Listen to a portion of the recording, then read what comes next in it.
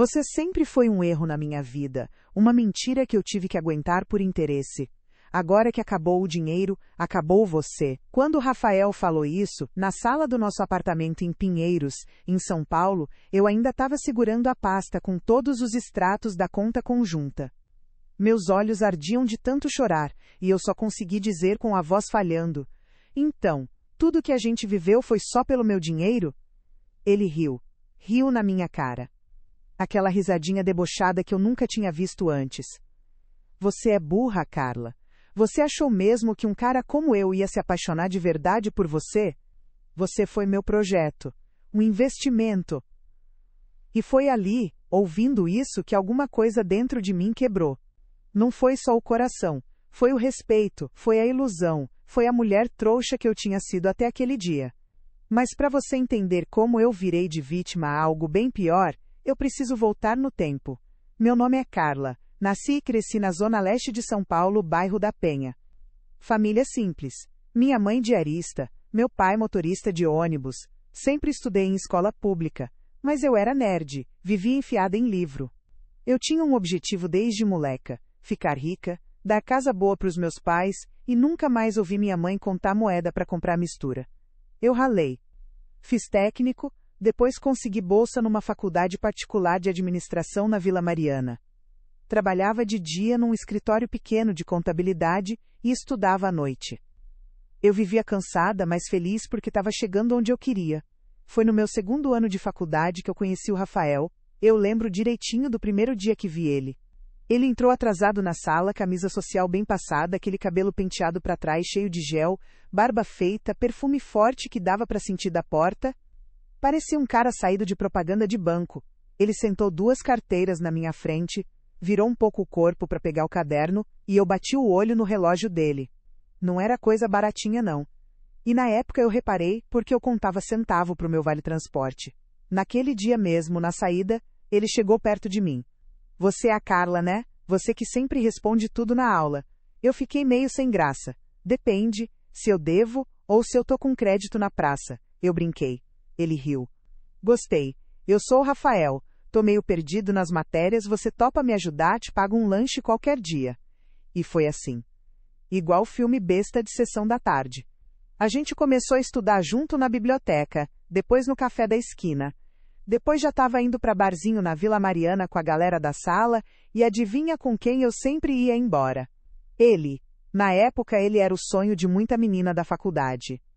Alto, cheiroso, sempre bem vestido, sabia falar bonito, tinha um papo de empreendedor, de que estava montando negócio com um amigo na área de marketing digital. Ele dizia que tinha visão, que ia ficar rico. E eu, iludida, achava lindo. Via nele um cara com o mesmo fogo que eu tinha de crescer na vida. A gente começou a namorar depois de uns 3 meses. Ele foi um príncipe no começo. Me buscava na estação de metrô, me levava para comer em lugar que eu nunca tinha pisado na vida. Me apresentou vinho caro, restaurante japonês em Moema. Festa cheia de gente que parecia viver em outro planeta. Eu lembro da primeira vez que levei ele lá em casa, na Penha. Minha mãe ficou encantada. Esse aí é homem para casar, hein, Carla? Olha como ele fala direitinho, todo educado, respeitoso. Meu pai, mais calado, só observava. Mas até ele não achou defeito. Com o tempo, as coisas foram melhorando para mim.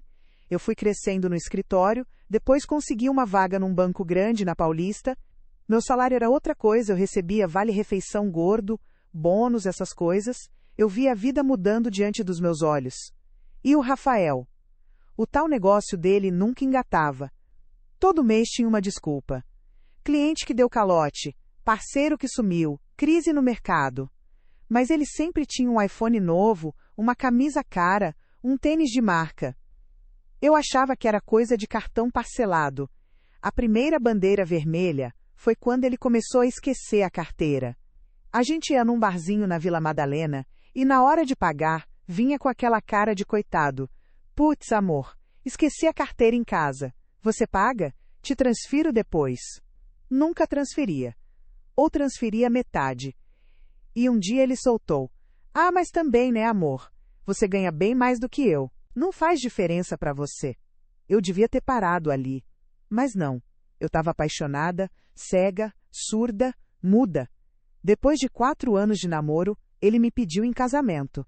Foi num restaurante caro nos Jardins, debaixo de uma chuva de pétalas, que um garçom ridículo jogou lá de cima. Eu chorei igual boba. Ele me deu uma aliança bonita, brilhante. Hoje eu sei que foi comprada com o limite do meu cartão, mas na época para mim era prova de amor. A gente casou num buffet bonito lá na Mooca, nada exagerado, mas bem arrumado. Meus pais gastaram o que não tinham, eu entrei toda emocionada de vestido branco, e ele, lindo, no altar, chorando. Hoje eu sei que ele estava chorando. Era de alegria de estar assinando o contrato com o banco, não com o amor. Logo depois do casamento, veio o assunto que ele sempre puxava, mas agora com mais força. Amor, a gente tem que sair do aluguel logo. Essa fase de vida de pobre não é pra gente. Você tem nome limpo, emprego bom, dá pra financiar um AP tranquilo. Eu ajudo com as contas, lógico. Ele ficava falando de apartamento em bairro bom, falando de investimento, patrimônio. Parecia que ele estava decorando propaganda da Caixa. Eu fui na dele. A gente financiou um apartamento em Pinheiros. Caro. Comprei no meu nome porque o nome dele estava sujo por causa da empresa. A entrada foi praticamente todo o dinheiro que eu tinha guardado em anos de trabalho. E ele, amor, agora tô duro, mas pode deixar, vou fazer esse investimento virar um império. A gente se mudou, e eu comecei a bancar praticamente tudo. Ele pagava uma conta aqui e outra ali. Quando pagava, a desculpa era sempre a empresa. Com o casamento, também veio outra coisa esquisita, a vida íntima. No começo do namoro, era aquela coisa intensa, sabe? Tudo novo, tudo quente. Mas depois que a gente casou, parece que alguém desligou um botão nele. Ele começou a inventar desculpas. Tô cansado. Tô estressado com a empresa. Minha cabeça não para, amor. E eu, insegura, comecei a achar que o problema era comigo. Eu me olhava no espelho, via minha barriga não tão chapada, minha celulite, minhas olheiras de quem trabalha feito condenada, e pensava, ele merece alguém melhor. Eu cheguei a chorar no banho me sentindo feia, rejeitada, quando eu perguntava, Rafa, você não sente mais atração por mim? Ele fazia uma cara ofendida. De novo isso, Carla. Você tá neurótica. Eu te amo, mas sexo não é tudo na vida. A gente tá num momento de construir as coisas. Você quer o quê? Viver transando e continuar pobre? Eu engolia seco. E acreditava, porque eu tinha medo de perder ele. Era isso. Mas se ele estava sempre cansado comigo, com os amigos ele estava sempre animado. Bola rolando. Churrasco. Happy hour. Reunião de negócios. Ele começou a sair muito com um amigo em especial, o Gustavo. O tal do Gustavo era um cara engraçado, sempre fazendo piada. Eu conheci ele num churrasco que teve aqui no condomínio. Os dois juntos pareciam irmãos. Se abraçavam, ficavam cochichando, davam risadinha. Eu achava bonitinho, amizade forte. Eu nunca ia desconfiar. Teve uma noite que eu não esqueço. Era sexta-feira, eu tinha chegado morta do trabalho. Ele falou, hoje eu vou sair com o Gustavo. Tá? A gente vai resolver umas coisas de um cliente novo. Volto cedo. Arrumou o cabelo, passou perfume, colocou a melhor camisa. Eu zoei. Tá bonito assim pra cliente ou pro Gustavo? Ele congelou por um segundo. Rápido, mas eu vi. Para, Carla. Que piada sem graça. Mas passou. Ele saiu, eu fiquei em casa de moletom, cabelo preso, comendo miojo. Era essa a minha vida. Por volta de meia-noite ele mandou mensagem. Vou dormir na casa do Guga. A gente tá bebendo, não vou dirigir assim. Te amo. Eu li, senti uma pontinha de ciúme, mas respondi. Tá bom. Se cuida. Te amo. E fui dormir. Sozinha. Na cama enorme que eu ralei para pagar. As coisas foram ficando estranhas. O celular dele ficou mais grudado na mão do que nunca. Ele começou a levar até pro banho. Trocava a senha direto. Vivia com notificação do WhatsApp desativada. Quando eu chegava perto, ele ficava irritado. Confia em mim, Carla. Você tá ficando paranoica. Um dia, no banco, uma colega de trabalho, a Jéssica, me chamou para tomar café. Amiga, posso te perguntar uma coisa sem você ficar brava? Depende, né? Que pergunta é essa? Teu marido é gay? Eu quase cuspi o café. Quê? Claro que não, Jéssica. Por que você está perguntando isso? Ela olhou para mim meio com dó. Não sei, amiga. Eu fui num bar gay com umas amigas na Augusta semana passada e eu juro que vi ele lá. Tava na área externa, num canto, conversando bem colado com um cara. Pareciam íntimos demais para ser só amigo. Meu coração disparou. Minha mão suou. Você deve ter confundido, eu falei seca. Ele me falou que estava numa reunião com um cliente nesse dia. Pelo resto do dia eu tentei fingir que estava tudo normal, mas por dentro, uma voz começou a gritar. Tem alguma coisa errada. Muito errada. Eu cheguei em casa naquele dia e ele estava no sofá, assistindo o jogo. Rafa, posso te perguntar uma coisa? Fala, amor. Semana passada, quinta, onde você estava mesmo? Já falei, amor, com o cliente. Por quê? Uma amiga minha acha que te viu na Augusta, num bar gay. Ele desligou a TV na hora. Que amiga? Quem é essa louca? Jéssica. Ela trabalha lá no banco comigo. Ele começou a rir. Mas não era riso normal, era riso debochado. Ah, Carla, pelo amor de Deus, né? Você sabe que eu tenho cliente em tudo que é canto. Se eu pisei na Augusta foi para encontrar alguém de negócios. E se esse lugar era gay, sei lá. Tava tão cheio, nem reparei. Eu fiquei olhando para a cara dele tentando achar uma mentira. Mas eu não tinha prova. E ele virou o jogo. O problema não sou eu, Carla. É você. Tá ficando insegura. Se acha pouco pra mim, aí qualquer coisa vira coisa na sua cabeça. Eu chorei, pedi desculpa, me senti uma idiota. Passou um mês. Eu tava num sábado em casa, arrumando umas coisas. Ele saiu cedo, pra resolver coisa da empresa. Eu decidi lavar umas roupas e, sem querer, a toalha de rosto que ele tinha usado na noite anterior caiu atrás da máquina. Quando eu fui pegar, vi uma embalagem vazia de gel lubrificante masculinos extra forte, de uma marca que eu nunca comprei na vida. Na hora que eu peguei aquilo, minhas pernas amoleceram. Eu e ele já não tínhamos mais uma vida sexual ativa há tempos, e aquele gel não era meu. Eu sentei no chão da lavanderia e comecei a tremer. Um filme passou pela minha cabeça. As saídas constantes, as noites na casa do Gustavo, as roupas cheirosas demais sem motivo. O corpo dele que parecia sempre reservado, distante de mim. Comecei a ligar os pontos numa velocidade assustadora. E a pergunta que eu nunca tinha deixado formar na minha cabeça, finalmente apareceu clara. E se ele for gay? Eu passei os dias seguintes em modo automático. Indo trabalhar, voltando, cozinhando, conversando. Mas por dentro eu estava desmontando. Até que veio o dia em que minha ficha caiu de vez. Eu tinha esquecido um relatório importante em casa e voltei do banco no meio da tarde, numa terça-feira. Liguei para ele antes. Amor, você tá em casa? Tô indo ver um cliente, acabei de sair. Por quê? Esqueci um documento. Vou passar aí rapidinho então. Tá, mas eu já tô aqui na Faria Lima. Não vou te ver. Beleza. Peguei um Uber correndo. Quando cheguei no prédio, o porteiro me cumprimentou. Boa tarde, dona Carla. Seu marido subiu com visita, né? Entraram faz uns 40 minutos. A sensação foi como se alguém tivesse enfiado a mão no meu peito e apertado meu coração. Visita? Como assim?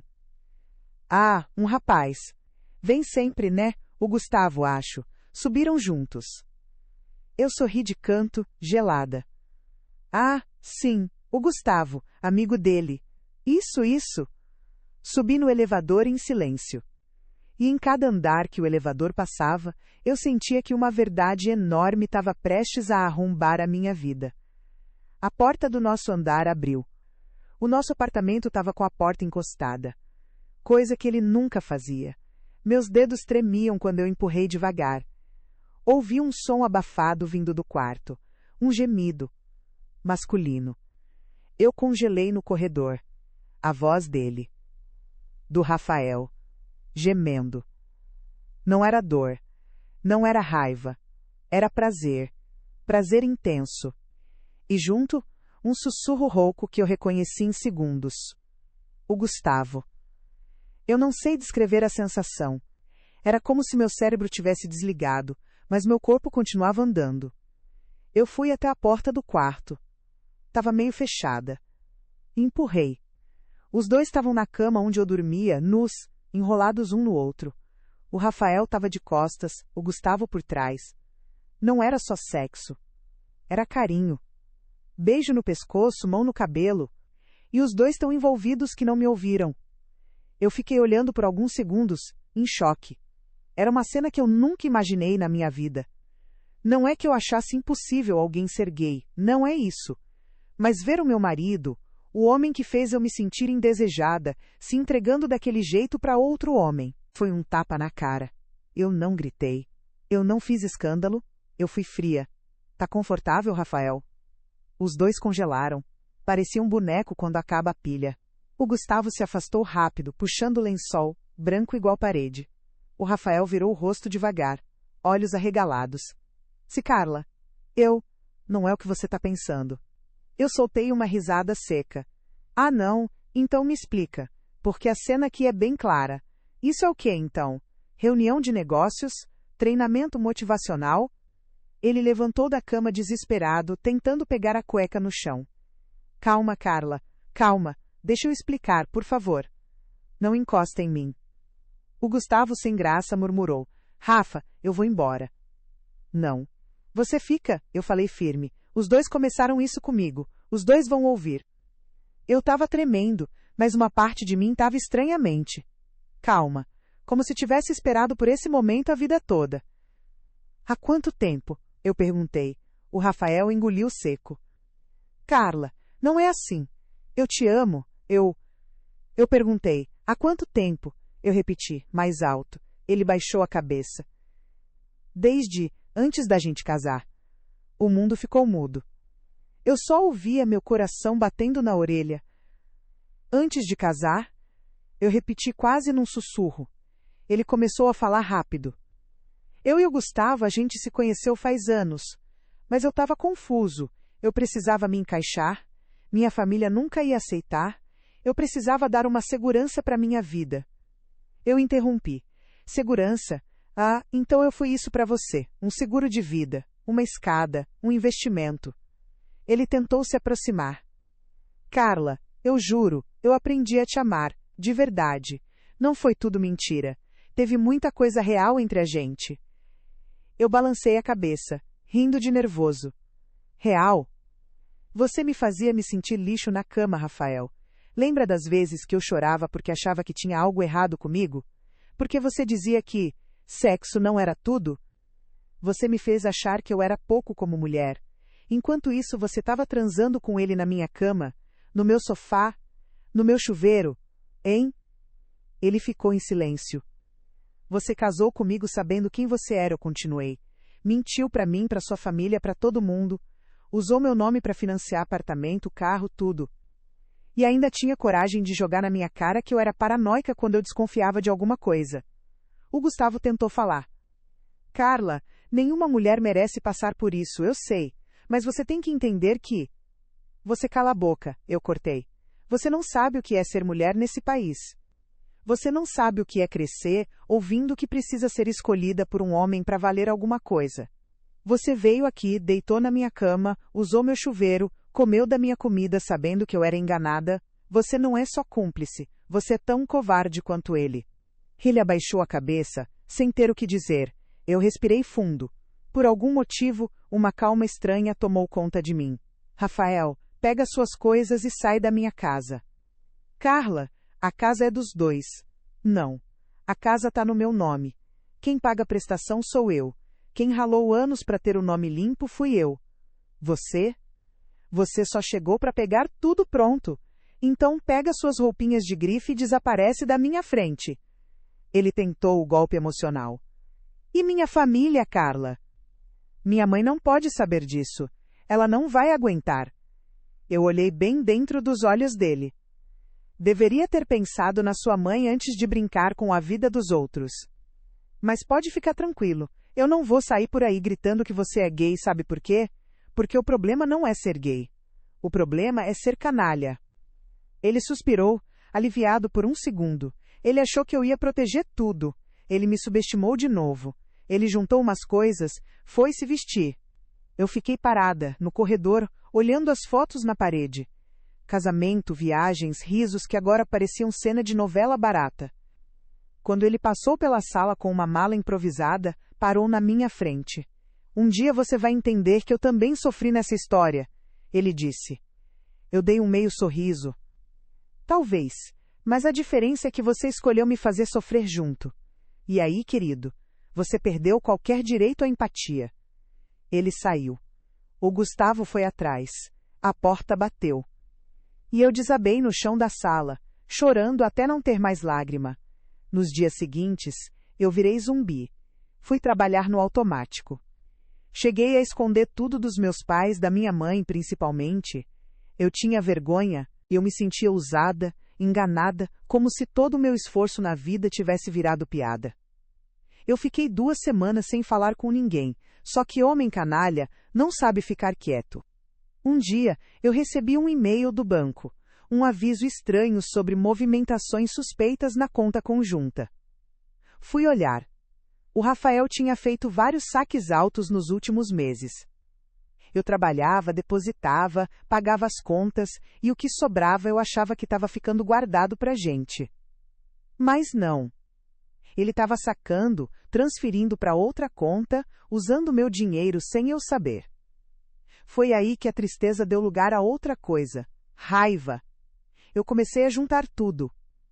Extrato, prints, mensagens antigas, provas de que ele tinha usado meu nome e meu dinheiro. Procurei uma advogada, contei tudo. Ela olhou para mim e disse: Carla, você foi vítima de estelionato afetivo.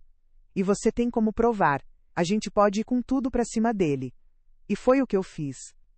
Entrei com pedido de divórcio com partilha desfavorável para ele, pedido de indenização por danos morais, denúncia das movimentações financeiras suspeitas. Mandei notificação extrajudicial para ele sair oficialmente do apartamento. Minha cara de trouxa foi ficando para trás a cada assinatura que eu dava. Na audiência, alguns meses depois, ele estava lá sentado, de terno, todo comportado, do lado do advogado dele. Quando eu entrei na sala, ele tentou aquele sorrisinho. Carla, a gente pode resolver isso sem brigar. Não precisa disso tudo. Eu sentei, olhei para a juíza e contei tudo. Tudo. Sem chorar. Sem gaguejar. Contei das mentiras, da traição, do uso financeiro, da manipulação psicológica. Não falei que ele era gay como ofensa. Falei como dado do contexto. Eu não estou aqui porque ele é gay, eu disse, olhando firme. Eu estou aqui porque ele mentiu sobre quem ele era, usou o casamento como fachada, usou o meu dinheiro, me fez de escudo para a própria covardia. Eu banquei uma vida que não era só minha sem saber. Ele ficou sem graça, murmurou meia dúzia de desculpas ensaiadas, se vitimizou, falou da família rígida, da sociedade preconceituosa. Eu ouvi, mas no fundo só pensava, nada disso te dava o direito de destruir a minha vida para esconder a sua. O processo correu. Eu ganhei parte do que pedi, não tudo, porque justiça no Brasil não é conto de fadas. Mas foi o bastante para eu sentir que eu não tinha ficado calada. Que eu não tinha deixado ele sair como bonzinho. A mãe dele descobriu tudo. Não por mim. Pela internet. Um dia, a irmã dele me mandou mensagem me xingando de tudo que é nome, falando que eu tinha acabado com a imagem do irmão, que ele estava deprimido, que eu não tinha coração. Eu respondi com calma. Quem acabou com a própria imagem foi ele. Quem destruiu o casamento foi ele. Eu só me recusei a continuar escondendo o lixo embaixo do tapete. Hoje, eu olho para trás e não me vejo mais como vítima. Eu me vejo como sobrevivente de uma guerra silenciosa. Eu não tenho raiva dele por ser gay. Eu tenho raiva por ele ter me usado como escudo humano, por ter transformado o meu sonho de ter uma família em um negócio sujo. E o mais irônico de tudo. Depois de um tempo, eu vi numa rede social que ele e o Gustavo foram morar juntos, num bairro afastado, num apartamento simples. Sem fachada, sem buffet de casamento, sem vestido branco, agora sim vivendo a verdade dele. Às custas de quem? Não mais da trouxa que, sabe onde eu moro hoje? No mesmo apartamento em Pinheiros que eu financiei com o meu suor. Só que agora é realmente meu. Entrei com um pedido para tirar o nome dele de qualquer vínculo. Pintei as paredes, troquei a cama, tirei todas as fotos, toda a energia podre que aquele homem deixou. eu ainda tenho cicatrizes. Confiança não é mais algo que eu dou de graça para qualquer um. Eu passei um tempo achando que nunca mais ia conseguir olhar para um homem sem sentir nojo, desconfiança, raiva. Mas estou reaprendendo. No meu tempo. Do meu jeito. Se você está ouvindo essa história e pensa isso nunca vai acontecer comigo, eu desejo de coração que não aconteça mesmo. Mas abre o olho. Amor que te diminui, que faz você se sentir feia, louca, exagerada, é armadilha. Parceiro que se esconde atrás do seu nome, da sua boa vontade, não é parceiro, é parasita.